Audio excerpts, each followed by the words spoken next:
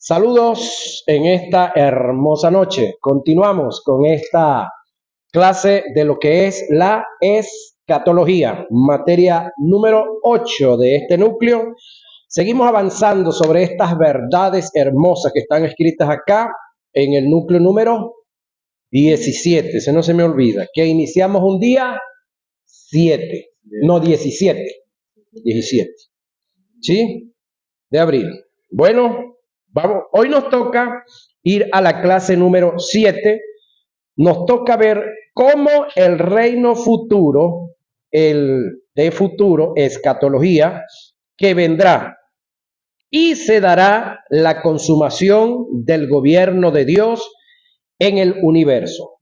Esto tendrá cumplimiento después que pasen, oiga, todas las cosas y haya una restauración total y completa.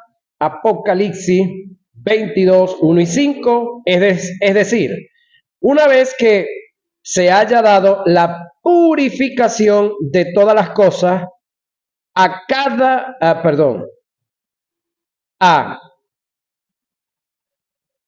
de los juicios y cada uno de los juicios, Dios creará cielo nuevo y tierra nueva.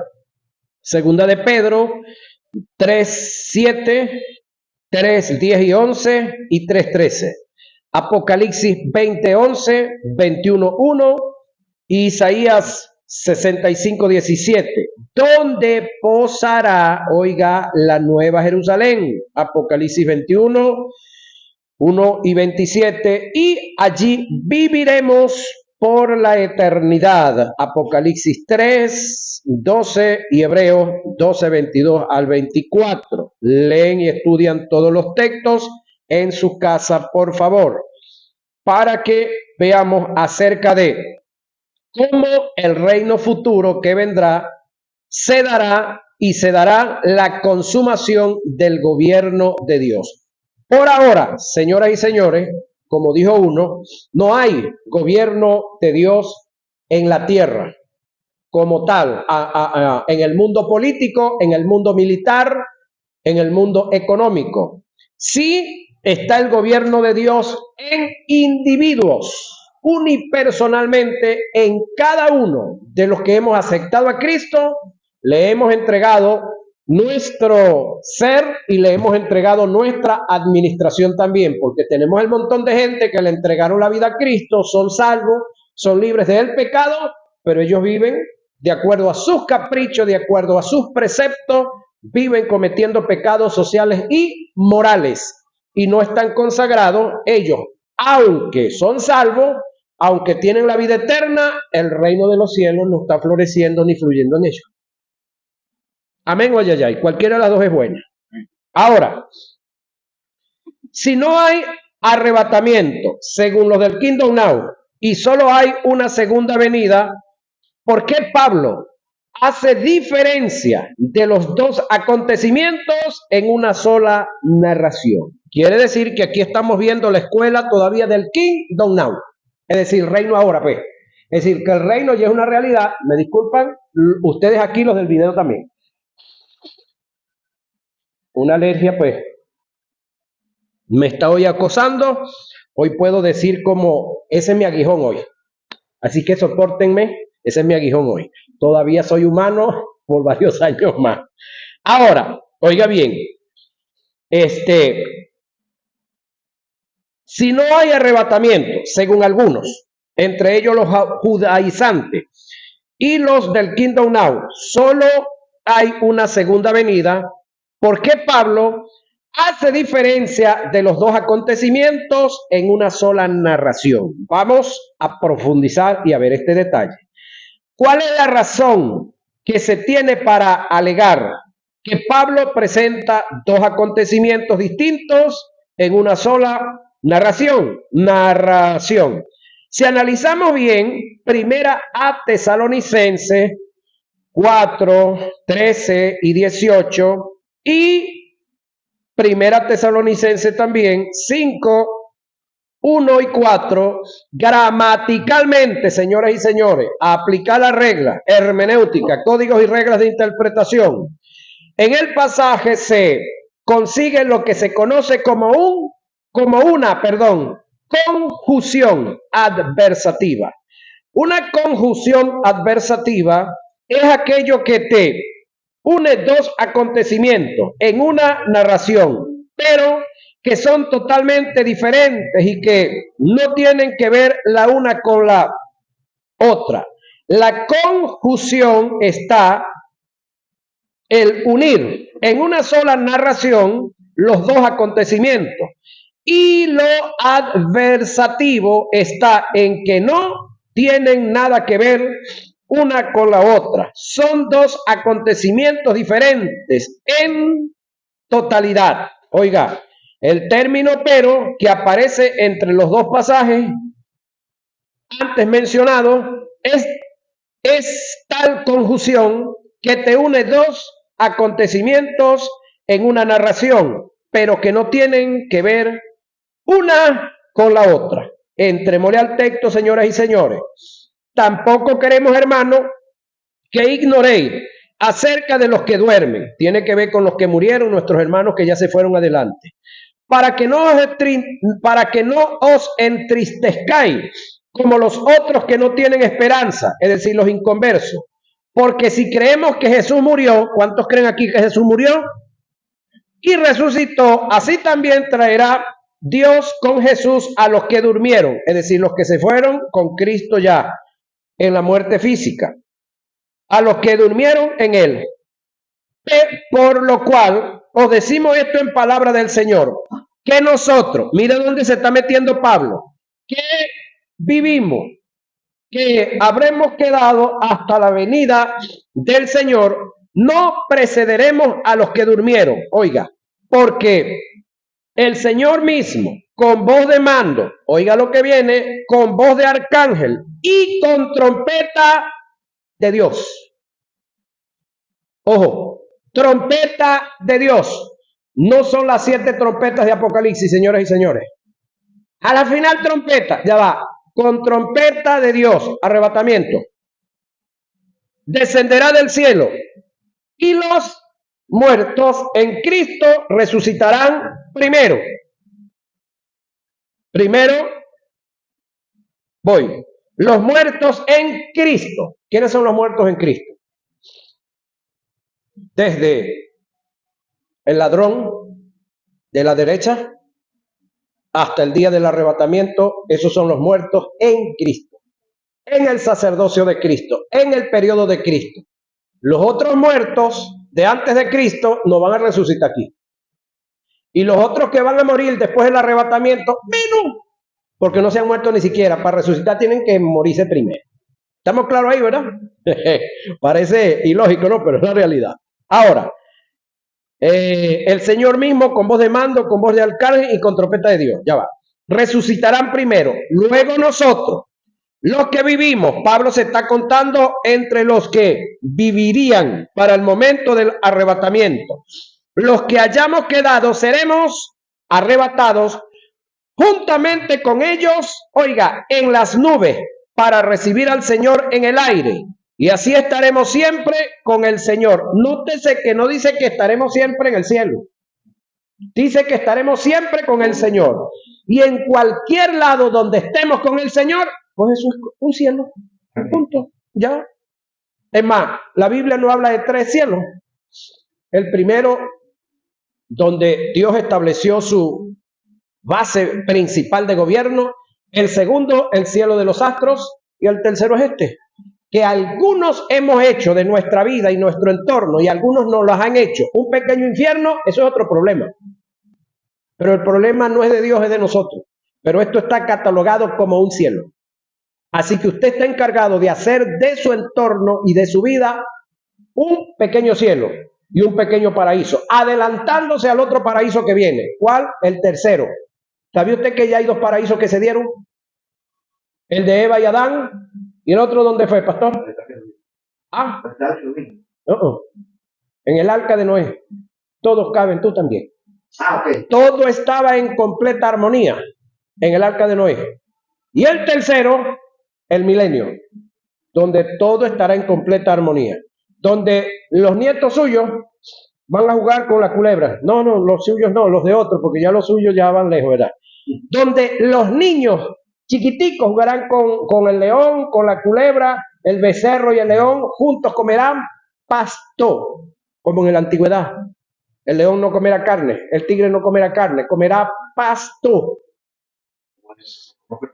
Ajá. Ahora, oiga, recibir al Señor en el aire. Así estaremos siempre con el Señor. Por tanto, alentad los unos a los otros con estas palabras. Aquí viene la conjunción adversativa. Pero, el pero es conjunción adversativa.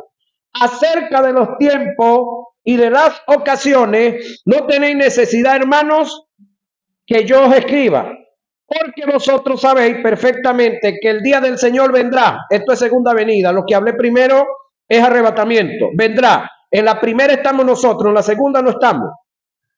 Así como ladrón en la noche. ¿Para quién? Para el mundo. No para la iglesia, porque la iglesia no va a estar aquí. Como ladrón en la noche. El término ladrón en la noche ya usted sabe qué juicio. Que cuando digan paz y seguridad, entonces vendrá sobre ellos. Pregunto, ¿se metió Pablo en el montón? ¿Lo metió a usted como iglesia? No, sobre ellos. ¿Sí entiende gramática un poquitico ahí? Ajá. Dijo un amigo mío, ¿me hago entender? Ok. Cuando ellos digan, vendrá sobre ellos destrucción repentina, como los dolores a la mujer encinta. Y no escaparán, nótese que Pablo dice no escaparemos, no escaparán, sigue execrándose él y execrándolo usted como iglesia. Mas vosotros, aquí sí es para usted y para mí, hermano, no estáis en tinieblas para que aquel día os sorprenda como ladrón. El término ladrón en la noche nunca antes es utilizado en la escatología para referirse, a la iglesia, sino al día en que el Señor venga en su ira a juzgar a las naciones. El término ladrón en la noche culturalmente es un término que indica juicio y venganza. Es decir, es una expresión de juicio. Esta expresión es un hebraísmo que hace su referencia a las prácticas mencionadas en Levítico 6, 9 y 10, referente a la ley del holocausto, donde un sacerdote era escogido para mantener el fuego encendido en el altar toda la noche hasta el amanecer. Históricamente está registrado que el capitán de la guardia del templo o el sumo sacerdote hacía ronda para verificar que el sacerdote no se durmiera y no dejara apagar el fuego en el altar. Si esto ocurría, el sacerdote era, severamente castigado y reprendido. Fue a estas prácticas de visitas sorpresas que, según la tradición judía, que al sumo sacerdote o el capitán de la guardia fuera conocido como el ladrón en la noche. Es de allí donde los escritores bíblicos toman dicha expresión para referirse a la venida segunda de Jesús para juzgar a las naciones. Nótese que en el arrebatamiento no viene a juzgar a las naciones. ¿A qué viene? A levantar a su iglesia santa. Después van a darse los 7 años de la gran tribulación. Permiso. Mientras la iglesia está siendo pasada por el bimá, lo vamos a ver más adelante, de Cristo, le vamos a explicar qué es eso. Mientras tanto, usted y yo vamos a estar en el cielo siendo juzgados para ser galardonados para darle inicio a la fiesta de las bodas. Y la fiesta de las bodas se va a celebrar en la casa del novio. Las bodas se daban en la casa del novio, pero la fiesta iban a la casa de la novia. ¿Sí? Entonces la fiesta de las bodas es la unión de Cristo con la iglesia. Por lo tanto, la novia es la iglesia. Y la fiesta se va a celebrar en la tierra con los convidados. ¿Quiénes son los convidados? Todos los que el jefe de la fiesta determinó que merecían estar ahí. ¿Correcto? Ahora, los que vienen a la fiesta sin ser invitados, ¿cómo le decimos? Arrocero. Aquí no va a haber arrocero. Ahora, oiga. Ejemplo bíblico, Mateo 24:43, Lucas 12:39, primera a Tesalonicenses 5:2 y segunda de Pedro 3:10, Apocalipsis 3:3 y 16:15 sobre este tema. El término Día del Señor nunca antes es utilizado en la escatología en referencia a la iglesia, sino a la venida del Señor para juzgar e implantar su reino. Ejemplo bíblico, Isaías 13:9 y 11, Joel 2:1 al 11, 2:34, Zacarías 14:1 y 9, Malaquías 4:5, Hechos 2:20, segunda de Pedro 3:10, primera a Tesalonicenses 5:1 y 11 y Apocalipsis 6:17. Reitero, leen los textos y los estudian en su casa. Para concluir y descartar esta escuela, ellos en su aplicación quebrantan totalmente todos los medios de interpretación bíblica. La escuela que alega que no va a haber arrebatamiento, los del Kingdom Now, ¿cuáles son las reglas y códigos de interpretación que ellos irrespetan? Oiga, el texto con su contexto, los tipos de paralelismo, la hilación del pensamiento, las figuras retóricas, la gramática del griego, los personajes, el redactor, quién hizo la recopilación, quién lo dijo, el emisor, a quién se le dijo, el receptor, qué se dijo, la comunicación y el carácter de ella, cuándo lo dijo, factor tiempo, dónde se dijo, lugar, por qué lo dijo, los móviles o el motivo, cómo lo dijo, la forma, la ley de doble referencia, las culturas, sus costumbres e idiosincrasia y el fondo histórico, el sentido de mensaje literal o espiritual. Traslado de la iglesia, oiga, antes de la tribulación. Esta es la escuela correcta. Todas las escuelas que vimos están como roille chivo. Si los que me ven por el video en cualquier parte del mundo no saben qué es eso, pregunten, ¿qué es roille chivo? Usted le puede decir a ellos cómo está la roille chivo aquí en Lara. Pelá. Ajá, así mismo. Pelá, roille chivo.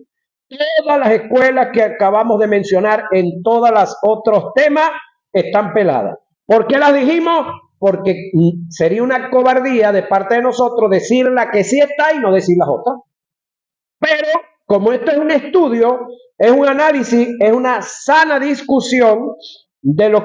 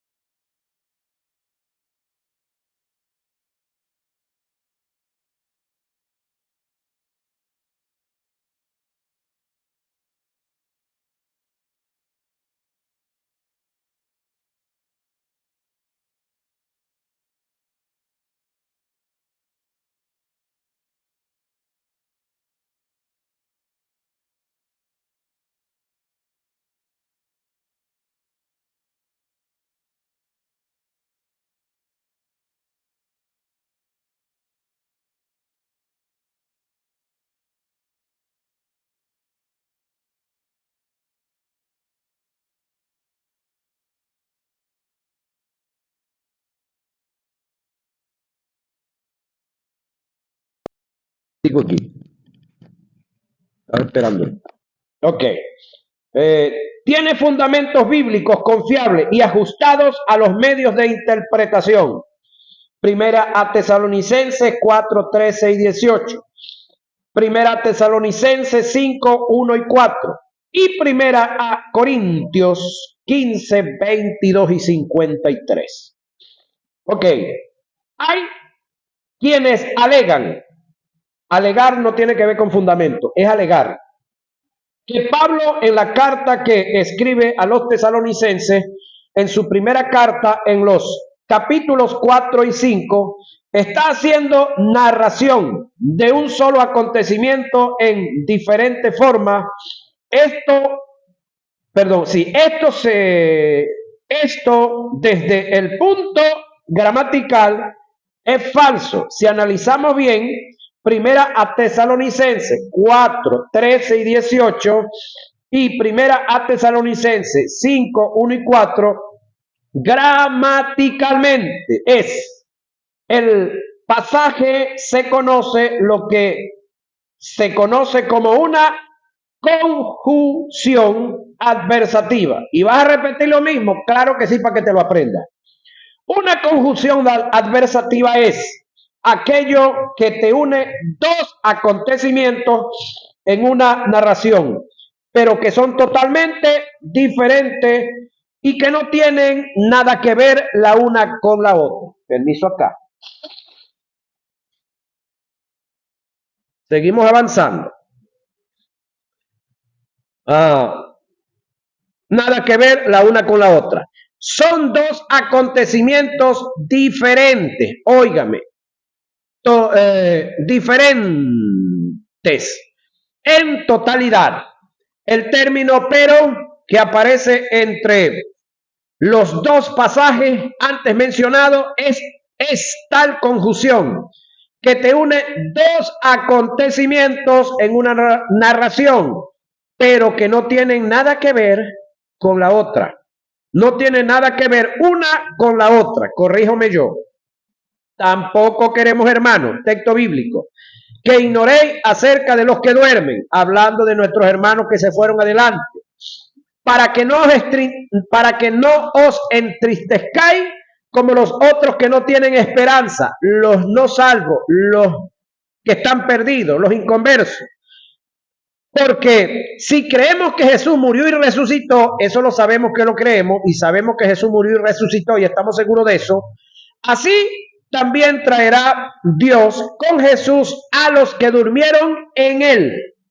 Por lo cual os decimos esto en palabra del Señor, que nosotros, Pablo metiéndose en este paquete, que vivimos, que habremos quedado hasta la venida del Señor, no precederemos a los que durmieron. Porque el Señor mismo, con voz de mando, con voz de arcángel y con trompeta de Dios, no trompeta de los ángeles, no confunda una con la otra, descenderá del cielo. Y los muertos en Cristo, no los que murieron antes de Cristo, resucitarán primero. Luego nosotros, los que vivimos, los que habremos quedado, seremos arrebatados juntamente con ellos en las nubes para recibir al Señor en el aire. Así estaremos siempre con el Señor. ¿Por qué, Pablo, te metes aquí y tú te moriste hace 1800 años y pico? Porque Pablo me está enmarcando el arrebatamiento de la iglesia en lo que se conoce como la doctrina de lo inminente. Lo más parecido que tenemos a una verdad paralela a esto es el embarazo en una mujer. Una mujer salió embarazada y ese muchacho puede salirse en una semana, en 15 días, en un mes, en 3 meses, en 4 meses y así sucesivamente. Puede salirse a los 8, a los 9 y se puede pasar de los 9 2 o 3 semanas. Es decir, lo normal son 9, pero eso es inminente. Un embarazo para luego dar a luz o abortarlo es algo inminente. Algo así. O esa es la misma fórmula que tiene que ver con la venida de Jesús para levantar a la iglesia. No hay señales, es lo que le quiero decir. No hay fórmula, No dijo que luego que se cumpla esto, aquello y el otro. Cuando usted escucha a un supuesto escatólogo diciendo, hermano, ya todas las señales para la venida de Jesús ya se dieron. Lo que falta es que Él venga. Ese señor no sabe lo que está diciendo. Porque le digo algo, el arrebatamiento no tiene señales. Quien tiene señales es la segunda venida. Pero la primer señal para que se disparen las otras es el arrebatamiento. Hasta tanto que no se dé el arrebatamiento, todo lo que se vea son principios de dolores. Por lo tanto, ¿han pasado tribulaciones? Sí. Leves, temporales, pero ninguna de ellas es la gran tribulación, de la cual dice el que escribe que no la ha habido ni la volverá a ver más nunca. Así será. Ahora, el arrebatamiento de la iglesia, reitero, está enmarcado en la doctrina de lo inminente. La segunda venida sí tiene señales, un bojote de señales que las vamos a ir viendo, porque estamos hablando del arrebatamiento, pero también hablaremos de la segunda venida. Ahora, lo primero es arrebatamiento, luego segunda venida. Ahora, y la palabra correcta le dije que es arrebatamiento, no es rapto. Seremos arrebatados juntamente con ellos en las nubes para recibir al Señor en el aire. Así estaremos siempre con el Señor. Por tanto, alentaos los unos a los otros con estas palabras. Eso es primera a Tesalonicenses 4, 13 y 18. Y esto es arrebatamiento. Pero acerca de los tiempos y las ocasiones, esto es segunda venida, no tenéis necesidad, hermanos, que yo escriba, porque vosotros estáis perfectamente, porque vosotros sabéis perfectamente que el día del Señor vendrá como ladrón en la noche. Nótese que dice el día del Señor vendrá, no habla de arrebatamiento. Como ladrón en la noche, ya le dije para quién es ladrón en la noche. Que cuando digan, Pablo execrándose él, paz y seguridad, entonces vendrá sobre ellos execrándose él y execrándonos a nosotros. Sobre ellos destrucción repentina, como los dolores a la mujer encinta, y no escaparán. Nótese que dice no escaparán, no dice no escaparemos. Perdón. Mas vosotros, hermanos, no estáis en tinieblas, hablando de los creyentes, para que aquel día os sorprenda como ladrón, porque todos vosotros sois hijos de luz e hijos del día, y no somos de la noche ni de las tinieblas. Primera a Tesalonicenses 5, 1 y 5. Pero con respecto a la venida del Señor Jesucristo y nuestra reunión o recogimiento con Él, segunda a Tesalonicenses 2:1. Porque así como en Adán todos mueren, también en Cristo todos serán vivificados, pero cada uno en su debido orden. Cristo las primicias. ¿Perdón?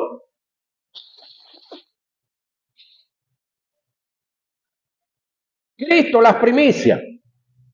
Porque así como en Adán todos mueren, también en Cristo todos serán vivificados, pero cada uno en su debido orden. Cristo las primicias, luego los que son de Cristo en su venida, arrebatamiento, luego el fin cuando entregue el reino al Dios y Padre, cuando haya suprimido todo dominio, toda autoridad y potencia, segunda venida. He aquí, os digo un misterio, no todos dormiremos. Pablo hablando de arrebatamiento, pero todos seremos transformados. ¿Cuántos? Todos. En un momento, en un abrir y cerrar de ojos, a la final trompeta, pero no la de los ángeles, porque se tocará la trompeta y los muertos serán resucitados, incorruptibles, y nosotros seremos transformados en la iglesia en su totalidad, porque es necesario que esto corruptible, hablando de la mente, se vista de incorrupción y esto mortal, hablando del cuerpo, se vista de inmortalidad. Primera a Corintios 15, 22 al 53.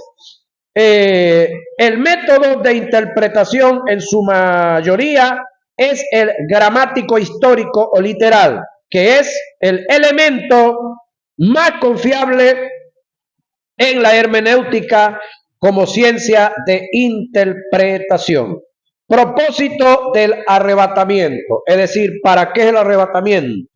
Para que nos escapemos de esta tierra porque nos tienen aquí atormentados, Maduro, la otra que quedó y el otro de allá atrás. No, ese no es el propósito del arrebatamiento. El propósito del arrebatamiento no debe ser un escapismo que tenemos que salir de aquí porque nos estamos muriendo de hambre, porque estamos pelando, porque estamos mal. No, ese no es el objetivo del arrebatamiento. ¿Sí? No es el objetivo. Ahora, para la glorificación, oiga, del cuerpo y consumar la salvación. Para eso sí es el arrebatamiento. Oiga, para glorificación del cuerpo y consumar la salvación. ¿Glorificar el cuerpo de quién? De Cristo, que es la iglesia. Ajá, y consumar la salvación. ¿Por qué consumarla? Porque en el Espíritu ya hemos sido salvos, eternamente salvos. Pero falta que seamos salvos en el alma y en el cuerpo también. Entonces la iglesia tiene una salvación espiritual. Hay un reino espiritual, pero se necesita concretar esa salvación, pero esa la va a concretar es Dios Espíritu Santo con Cristo Jesús. No tiene nada que ver con nosotros no tenemos nada que ver con esa perfección final. Nosotros tenemos que ver con una perfección en cuanto a conocimiento, cuando lo tengamos. Porque si no lo tenemos, entonces ¿qué vamos a perfeccionar nosotros? ¿Se copia eso, verdad? Ok, seguimos avanzando entonces. La salvación de la iglesia se consumará cuando Cristo venga y glorifique la iglesia con su venida. La salvación se da por parte. Como hijo de Dios, en nosotros se dio un cambio en el espíritu, el cual se conoce como una metaneuma, cambio de espíritu. Es decir, su espíritu que estaba muerto, ahora fue resucitado. Su espíritu que estaba en estado de condenación, ahora está eternamente en estado de justicia. Porque la salvación que tenemos es eterna. No hay manera de perderla, no hay manera de que nadie nos la quite, porque Dios así lo estableció. Juan 3:16, que es el texto más oído, más estudiado y más analizado por la iglesia, en su final dice, para que todo aquel que en él cree no se pierda, mas tenga vida eterna. Y la palabra vida eterna, en el libro de Juan, si no me cree, vaya y estúdielo, aparece casi 30 veces. La palabra vida eterna, así tácito como tal. Y la palabra vida, casi igual. Más de 25 veces aparece la palabra vida eterna y la palabra vida. Que eso fue o eso es lo que hemos recibido. Ahora, estamos hablando solamente del libro de Juan y las epístolas. Entonces, en nosotros se dio una metaneuma. Se está dando uno en el alma, el cual se conoce como una metanoia, es decir, cambio de mente. ¿Cómo se va dando el cambio de mente? A medida que nosotros vamos matando al yo, matando los deseos de la carne, suprimiendo y sometiendo los deseos de la carne, entonces va aflorando en nuestra alma la santificación, el sometimiento a la palabra, al conocimiento de ella. Eso se llama metanoia, cambio de mente. Metanoia. Se dio ya suceso. Metaneuma. Se está dando progresivamente metanoia. Y finalmente, para consumar el programa de la salvación en lo que han creído en Jesús, se dará una metamorfosis. ¿Qué es metamorfosis? Que se conoce como un cambio de cuerpo. Esto es revelado por el apóstol Pablo en la carta que escribe a los romanos. Y esto conociendo el tiempo que es ya ahora de levantarnos del sueño, porque ahora está más cerca de nosotros nuestra salvación que cuando creímos. Romanos 13:11. La pregunta es, si cuando creímos fuimos salvos, esta es la pregunta, ¿por qué Pablo dice que nuestra salvación está más cerca que cuando creímos? La respuesta es que Pablo está haciendo referencia es al arrebatamiento de la iglesia, tomando en cuenta el término que utilizó, que hace referencia al levantar del sueño. He aquí os digo un misterio: no todos dormiremos, pero todos seremos transformados en un momento, en un abrir y en un cerrar de ojos, a la final trompeta, porque se tocará la trompeta y los muertos serán resucitados, incorruptibles, y nosotros seremos transformados, es decir, metanoia y metamorfosis, porque metaneuma ya se dio, porque es necesario que esto corruptiblemente se vista de incorrupción y esto mortal, cuerpo, se vista de inmortalidad. Y cuando esto corruptible se haya vestido de incorrupción, eso se llama metanoia. Y esto mortal se haya vestido de inmortalidad, eso se llama metamorfosis. Entonces se cumplirá la palabra que está escrita: sorbida es la muerte en victoria. Primera a Corintios 15, 51 al 54. Por lo tanto, nosotros a medio camino ya tenemos la muerte fregada, gracias al Cristo que resucitó. Es decir, en nuestro espíritu la muerte ya no puede hacer nada, absolutamente nada. En nuestra alma tampoco, porque el alma y el espíritu son inseparables. La muerte puede llegar a tocarnos el cuerpo. Si llega si el propósito de Dios es que algún día partamos físicamente, pero o cometamos algún error en el área de la salud, en el área de cualquier cosa, y entonces por ese error cometido perdamos la vida física. Pero ya en el área espiritual y en el área psíquica, señores y señores, sépase esto, somos inmortales. Cuando usted entiende esto, cuando usted sabe esto, usted se acuesta a dormir en paz, quieto y tranquilo. Vive una vida quieta, tranquila, sana. Es más, usted no se va a morir el día de la víspera de morirse. Usted se muere el día que le toca morirse, si es que le toca morirse. Si es que le toca. ¿Por qué digo esto? Porque nuestro hablar y nuestra percepción para unirnos con Cristo debe ser la misma de Pablo. ¿Cuál era la de Pablo? 1800, 1900 años atrás. ¿Qué dijo Pablo? Nosotros los que hayamos quedado hasta la venida del Señor, es decir, hasta el arrebatamiento. Ese tiene que ser el lenguaje de nosotros, la iglesia. El lenguaje no es, bueno, esto se va a acabar cuando yo me muera. Ese no debe ser el lenguaje. Yo voy a descansar en paz cuando me muera. Ese no debe ser el lenguaje de nosotros.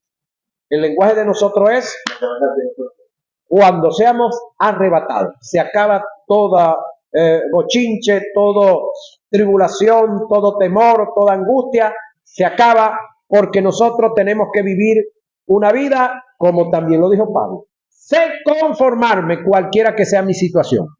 Sé estar quieto cuando la nevera está full, cuando el perco, que creo que le dicen al otro, está full, cuando el cajón está lleno de todo tipo de comida, cuando tengo botellas de suero por todos lados, y cuando tengo plata en el bolsillo estoy contento, tranquilo, fresco. Pero cuando todo ahí en el área de la comida no hay nada, estoy contento también. Contento también. Porque hemos aprendido a contentarnos cualquiera que sea nuestra circunstancia. Y ya, es decir, el reino de los cielos, señoras y señores, no consiste en comida ni en bebida. Entonces, cuando nos falta la comida y cuando nos falta la bebida y nos incomodamos, nos molestamos, nos asustamos, nos amedrentamos, yo no estoy pensando con mentalidad de reino. Y el problema lo tenemos nosotros, no Dios. Ahora, en él. Asimismo, tuvimos herencia habiendo sido predestinados conforme al propósito del que hace todas las cosas según el designio de su voluntad, a fin de que seamos para alabanza de su gloria. Nosotros los que primeramente esperábamos en Cristo, en él también vosotros, habiendo oído la palabra de verdad, el evangelio de vuestra salvación, y habiendo creído en él, fuisteis sellados con el Espíritu Santo, oiga, de la promesa, que es las arras de nuestra herencia, hasta la redención de la posesión adquirida para alabanza de su gloria. Es decir, usted y yo hemos sido, esto está en Efesios 1, 11 y 14. Usted y yo hemos sido sellados. Usted y yo se nos colocó una impronta. Y esa impronta dice que somos propiedad de ¿quién? Más nada. Esa impronta está en nosotros porque el día que el Espíritu Santo vaya a quitar de nosotros o a transformar esto corruptible y a darle vida eterna a esto mortal, la impronta o el registro va a ser ese. El código de seguridad. ¿Cuál? Hemos sido sellados con el Espíritu de la promesa para el día de la salvación. Ese día, el Espíritu Santo, una vez que quite de nosotros lo corruptible y una vez que coloque en nosotros, en nuestro cuerpo, que haga la metamorfosis, nos levante y nos entregue en las nubes del aire, hasta ese día el Espíritu Santo mora en nosotros. Por lo tanto, yo anhelo el día que el Espíritu Santo se salga de mí. Aquí me calo esos caprichos. Qué cruel. Hasta aquí. Pero los entrega ¿a quién? Le entrega a la novia ¿a quién? Al novio. Y el novio se va con su novia a darle, ejecútese a las bodas del Cordero. Eso lo vamos a ver más adelante, qué es lo que es la boda del Cordero. Entonces, nos toca librar a los justos de la tribulación y salvarlos de la ira venidera. Esa es la clase que viene en nuestra próxima hora, porque ya se nos fue esta, señoras y señores. Hasta ese día, por fin,